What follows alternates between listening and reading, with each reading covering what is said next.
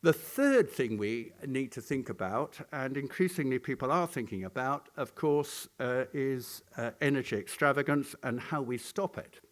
Now, there are many ways in which we could do this, obviously by pricing it higher. For example, if you buy a car, you could do what the Americans have done, which is to have a fee bait.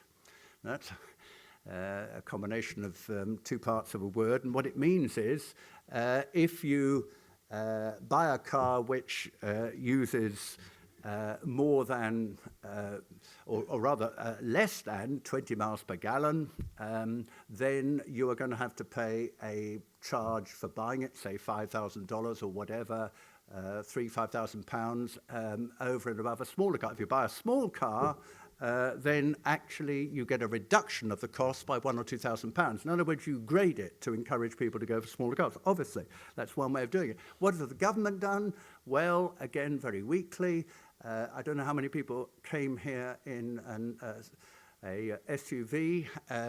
I hope, if so, you better hang your head in shame and leave immediately. But the fact is, in the last time we did this, we increased it by £40 a year. Wow!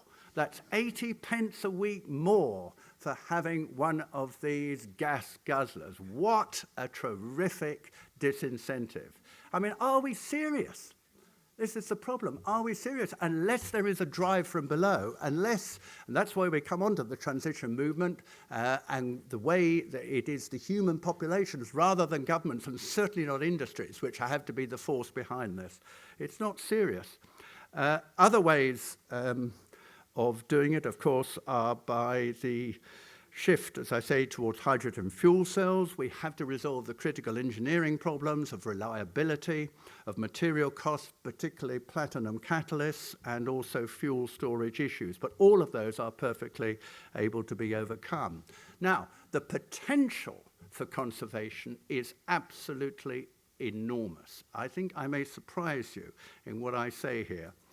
The volume of energy waste is absolutely prodigious in our civilization. Let me just give some examples. US power plants discard, that is, flare off, more waste energy than is needed to power the entire Japanese economy. Only 15% of energy in a gallon of petrol ever reaches the wheels of a car. And less than a quarter of the energy used in a standard oven reaches the food. It has even been established that a mere 5 miles per gallon improvement in the fuel economy of US cars and like vehicles would be enough for the US to forego all oil imports from the Middle East, which one would have thought was a better way of solving the problem than launching the invasion of Iraq. And if we could reduce energy intensity by as little as 3% a year, which is really quite modest and perfectly achievable, we could meet world demand in 2100 with only 1/4 of the energy which is used today. The potential for global shift to renewables is the last thing I want to talk about. There are many people who say, well, it's all very well, renewables, it's like some sort of exotic bolt-on. Of course, people who are greenies, who are tree huggers, of course they favor renewables, but it's not a serious form of energy. Well, let me just say this.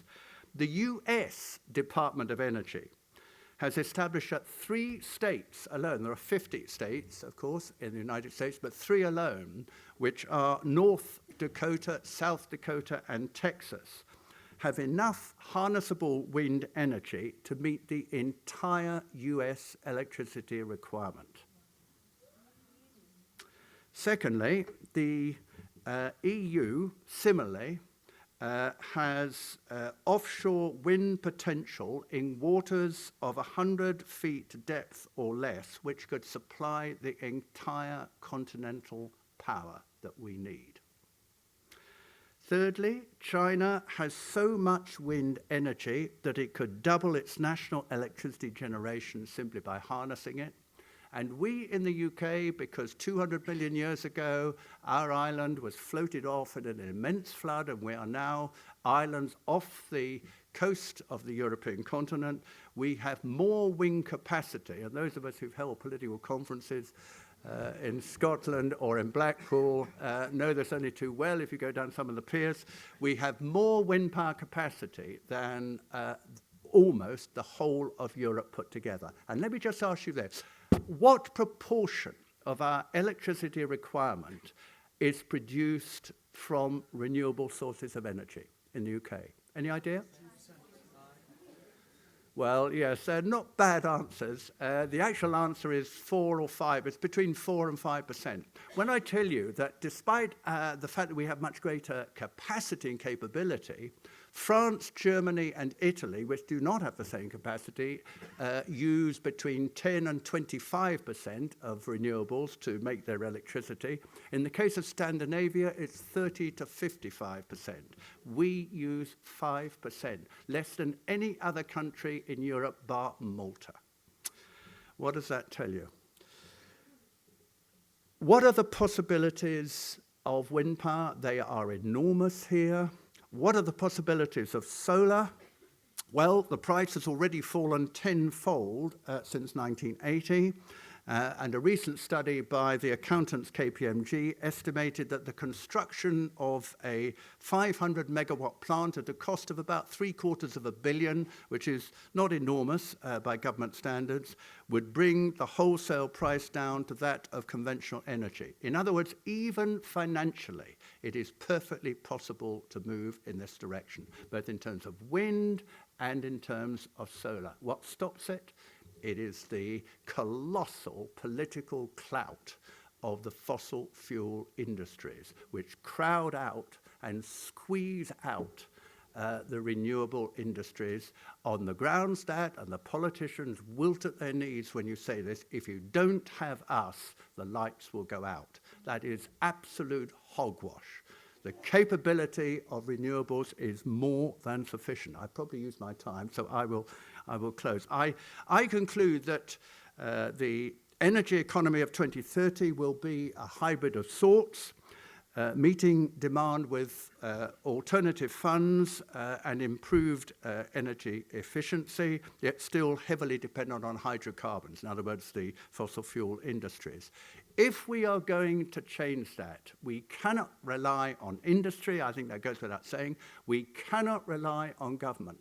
The result from Rio in 1992, from Kyoto in 1997, has been, the most obvious characteristic is the feebleness of governments, collectively and individually, in facing up to the colossal threat that we as a human race have. The only hope is that mobilization and harnessing of common sense, the kind of things that Polly was talking about as a national movement.